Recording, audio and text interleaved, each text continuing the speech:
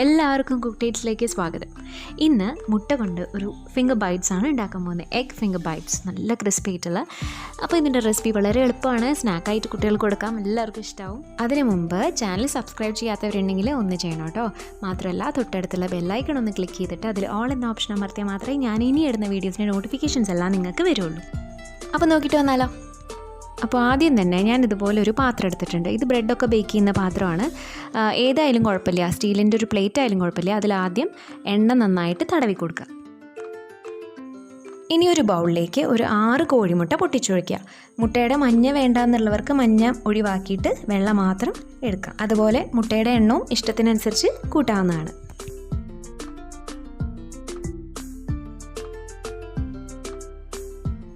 ഇനി ഇതിലേക്ക് ആവശ്യത്തിന് ഉപ്പ് ചേർത്ത് കൊടുക്കുക. ഇനി ആവശ്യത്തിന് കുരുമുളക് പൊടി ചേർത്ത് കൊടുക്കുക. കുരുമുളക് പൊടി വേണ്ടാത്തവർക്ക് പച്ചമുളക് ചേർക്കാം, അല്ലെങ്കിൽ റെഡ് ചില്ലി ഫ്ലേക്സ് ആയാലും ചേർക്കാം, അല്ലെങ്കിൽ മുളക് പൊടി ചേർക്കാം, എങ്ങനെ വേണമെങ്കിൽ ചേർക്കാം. ഞാനിവിടെ കുരുമുളകാണ് ചേർക്കുന്നത്. ഇനി കുറച്ച് മല്ലിയില ചെറുതാക്കി അരിഞ്ഞത് ഇട്ട് കൊടുക്കാം.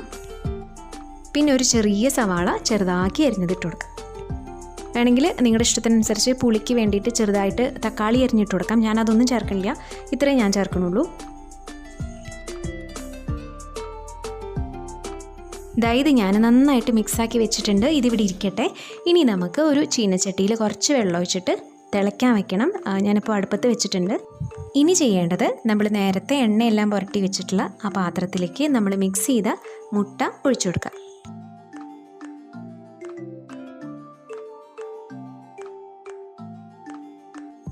ഇനി ഈ പാത്രം നമ്മൾ വെള്ളം തിളയ്ക്കാൻ വെച്ചിട്ടുള്ള ആ ചീനച്ചട്ടിയുടെ ഉള്ളിലേക്ക് ഒരു റിങ് ഇട്ട് കൊടുത്തിട്ട് അതിൻ്റെ പുറത്തേക്ക് വെച്ചു കൊടുക്കുക. ഇങ്ങനെ ചീനച്ചട്ടിയിൽ തന്നെ ചെയ്യണമെന്നില്ല കേട്ടോ, ഇഡ്ഡലി തട്ടിൽ ചെയ്യാം, വേറെ ഏത് പാത്രത്തിൽ വേണമെങ്കിലും ചെയ്യാം. ഇനി ഇത് 15 മിനിറ്റ് അടച്ചു വെച്ചിട്ട് കുക്ക് ചെയ്യണം. ആദ്യം ഒരു 10 മിനിറ്റ് മീഡിയം ഹീറ്റിലും പിന്നീട് ഒരു 5 മിനിറ്റ് ലോ ഫ്ലെയിമിലും കുക്ക് ചെയ്താൽ മതി. അത് റെഡിയാവുന്ന സമയം കൊണ്ട് നമുക്കൊരു ചെറിയൊരു ബാറ്റർ ഉണ്ടാക്കണം. അതിന് വേണ്ടിയിട്ട് ഒരു ബൗൾ എടുത്തിട്ടുണ്ട്. അതിലേക്ക് 2 ടേബിൾ സ്പൂൺ മൈദ ഇട്ട് കൊടുക്കാം. ഇനി അതിലേക്ക് 2 ടേബിൾ സ്പൂൺ കോൺഫ്ലോർ ചേർത്ത് കൊടുക്കാം. ഇനി കോൺഫ്ലോർ ഇല്ല എങ്കിൽ അരിപ്പൊടി ചേർത്താലും മതി.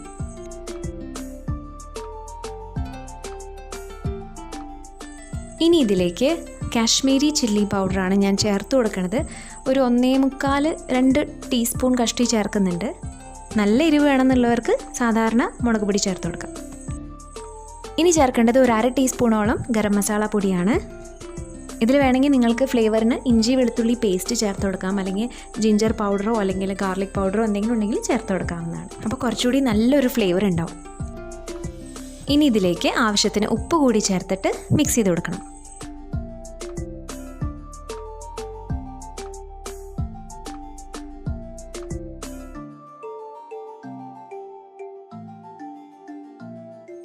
ഇനി ഇതിലേക്ക് ആവശ്യത്തിന് വെള്ളം കുറച്ചായിട്ട് ഒഴിച്ചിട്ട് ഒരു ബാറ്റർ ഉണ്ടാക്കണം.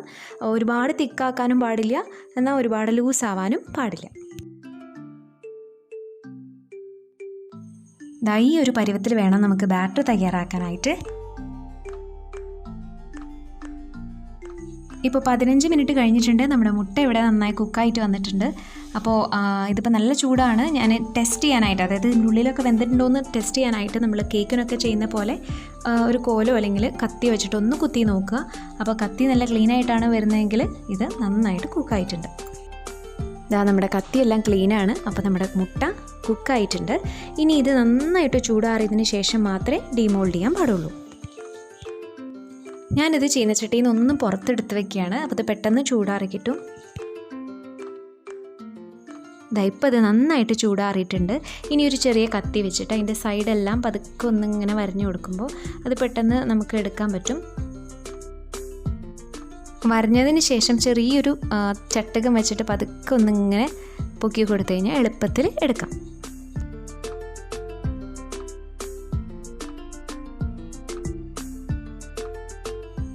ഇനി ഇത് ചെറിയ ഫിംഗേഴ്സ് പോലെ ഒന്ന് കട്ട് ചെയ്തെടുക്കണം. തീരെ കനം കുറച്ച് മുറിക്കരുത്. നമ്മൾ ബാറ്ററിൽ മുക്കുമ്പോഴും അതുപോലെ വറക്കുമ്പോഴൊക്കെ ചിലപ്പോൾ പൊട്ടി പോകാൻ സാധ്യതയുണ്ട്. അതുകൊണ്ട് കണ്ടോ, ഈ ഒരു തിക്നെസ്സിൽ മാത്രമേ കട്ട് ചെയ്തെടുക്കാവൂ.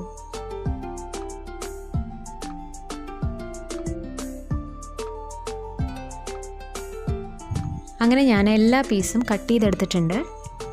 ഇനി ചെയ്യേണ്ടത് ഓരോ പീസായിട്ട് നമ്മൾ ഉണ്ടാക്കി വെച്ചിട്ടുള്ള ബാറ്ററിലിട്ടിട്ട് നന്നായി കോട്ട് ചെയ്യുക.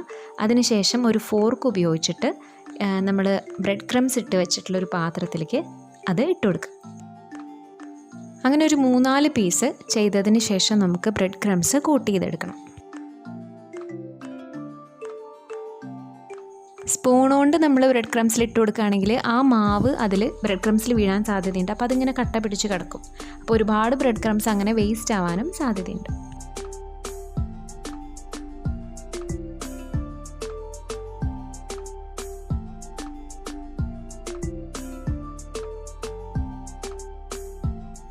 ഞാനൊരു 4 പീസ് ഇതിലിട്ടിട്ടുണ്ട്. ഇനി ഇതൊന്ന് നന്നായിട്ട് അടച്ചു വെച്ചിട്ട് ഇതുപോലെ പതുക്കെ ഒന്ന് ഷേക്ക് ചെയ്തിട്ട് പാത്രം ഒന്ന് കമിഴ്ത്തുക. അങ്ങനെ 2-3 പ്രാവശ്യം ചെയ്യുമ്പോൾ നമ്മുടെ എല്ലാ പീസും, അതായത് നമ്മുടെ ഫിംഗേഴ്സ് എല്ലാം ബ്രെഡ് ക്രംസ് ആയിട്ട് നന്നായിട്ട് കോട്ട് ചെയ്തിട്ടുണ്ടാവും. അതാ കണ്ട് പെർഫെക്റ്റ് ആയിട്ട് കോട്ടായിട്ടുണ്ട്.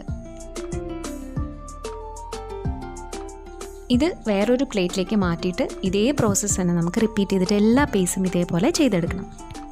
ഇതിപ്പോൾ ഇതുപോലെ ചെയ്യണമെന്നൊന്നുമില്ല. സാധാരണ നമ്മൾ കട്ട്ലറ്റിനൊക്കെ ചെയ്യണ പോലെ കൈവച്ച് കോട്ട് ചെയ്താലും മതി കേട്ടോ. ഇതിപ്പോൾ ഒരു എളുപ്പപ്പണിയാണ്, അത്രയേ ഉള്ളൂ. ബ്രെഡ് ക്രംസ് ഇല്ലാത്തവരെ വീട്ടിൽ ബ്രെഡ് ഉണ്ടെങ്കിൽ ഒരു 3-4 സ്ലൈസ് എടുത്തിട്ട് മിക്സിയിലിട്ട് പൊടിച്ചെടുക്കുക. എന്നിട്ട് അത് ഇതുപോലെ ബ്രെഡ് ക്രംസ് ആയിട്ട് ഉപയോഗിക്കുക. ഇനി അത് സ്റ്റോർ ചെയ്യണമെങ്കിൽ ആ പൊടിച്ചെടുത്തത് ഒരു ചീനച്ചട്ടിയിൽ ഒന്ന് വറുത്തെടുക്കുക. ഒരു ലൈറ്റ് ഗോൾഡൻ ബ്രൗൺ ആവുന്ന വരെ വറുത്തിട്ട് അതൊന്നുകൂടി മിക്സിയിൽ പൊടിച്ചിട്ട് എടുത്ത് വയ്ക്കാം. ഇപ്പോൾ ഈ കോട്ട് ചെയ്യാനായിട്ട് എടുത്തിട്ടുള്ള ബ്രെഡ് ക്രംസ് വേറെ ഒന്നിനും നമുക്ക് ഉപയോഗിക്കാൻ പറ്റില്ല, അത് കളയാനേ നിവൃത്തിയുള്ളൂ. ഞാൻ എല്ലാം കോട്ട് ചെയ്തെടുത്തിട്ടുണ്ട്. ഇനി നമുക്ക് പാൻ അടുപ്പത്ത് വെച്ചിട്ട് എണ്ണ ചൂടാക്കണം. എണ്ണ ചൂടായിട്ടുണ്ട്. ഇതിലേക്ക് നമുക്ക് ഓരോ പീസായിട്ട് ഇട്ട് കൊടുക്കണം. ഇത് മീഡിയം ഹീറ്റിലിട്ടിട്ട് വേണം ഫ്രൈ ചെയ്യാനായിട്ട്. ഓരോ ഫിംഗേഴ്സും നമ്മൾ ബാറ്ററിൽ മുക്കാനായാലും ബ്രെഡ് ക്രംസിൽ മുക്കാനായാലും വറുക്കാനായാലും എടുക്കുമ്പോൾ സൂക്ഷിച്ചെടുക്കുക. പെട്ടെന്ന് പൊട്ടാൻ സാധ്യതയുണ്ട്. ഇടയ്ക്ക് ഒന്ന് മറിച്ചിട്ട് കൊടുക്കുക. 4 സൈഡിലോട്ട് ഒന്ന് തിരിച്ചിട്ട് കൊടുക്കണം. എന്നാൽ മാത്രമേ നല്ല മുരിഞ്ഞ് വരുള്ളൂ. വീഡിയോസ് എല്ലാം ഇഷ്ടമാവുകയാണെങ്കിൽ തീർച്ചയായിട്ടും ചാനൽ കൂടെ ഒന്ന് സബ്സ്ക്രൈബ് ചെയ്യണം കേട്ടോ. മാത്രമല്ല ഇഷ്ടമാവുകയാണെങ്കിൽ ലൈക്ക് ചെയ്യാനും മറക്കരുത്. അപ്പോൾ ഇത് റെഡി ആയിട്ടുണ്ട്. ഞാനിത് മാറ്റുകയാണ്. നല്ലൊരു നിറം വന്നിട്ടുണ്ട്. ഇത് ഒരു ഇളം ചൂടോടെ കഴിക്കാനാണ് നല്ലത്. നല്ല കെച്ചപ്പ് ഉണ്ടെങ്കിൽ സൂപ്പർ ടേസ്റ്റാണ്. ഇതിൻ്റെ പുറം ഭാഗം നല്ല ക്രിസ്പിയാണ്, അകത്ത് നല്ല സോഫ്റ്റുമാണ്. അപ്പോൾ ഞാൻ ഇതേപോലെ അടുത്ത ബാച്ച് കൂടി ഒന്ന് വറുത്തെടുക്കട്ടെ.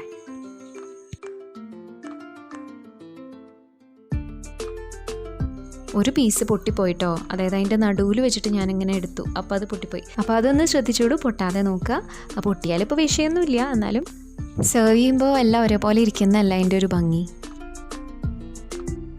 നമ്മുടെ സെക്കൻഡ് ബാച്ച് ഇവിടെ റെഡി ആയിട്ടുണ്ട്. അപ്പോൾ ഞാനിത് മാറ്റുകയാണ്. അപ്പോൾ നല്ല ടേസ്റ്റ് ആയിട്ടുള്ള എഗ് ഫിംഗേഴ്സ് ഇവിടെ റെഡി ആയിട്ടുണ്ട്. അപ്പോൾ തീർച്ചയായിട്ടും ഉണ്ടാക്കി നോക്കാം. ഉണ്ടാക്കിയിട്ട് ഫീഡ്ബാക്ക് തരണം. ഈ വീഡിയോ ഇഷ്ടമായിട്ടുണ്ടെങ്കിൽ ലൈക്ക് ചെയ്യാനും ഷെയർ ചെയ്യാനും മറക്കരുത്. ചാനൽ സബ്സ്ക്രൈബ് ചെയ്യാത്തവരാണെങ്കിൽ ഒന്ന് ചെയ്യണം കേട്ടോ. ഇനി മറ്റൊരു വീഡിയോ ആയിട്ട് വരുന്നവരെ Tata. Thank you for watching.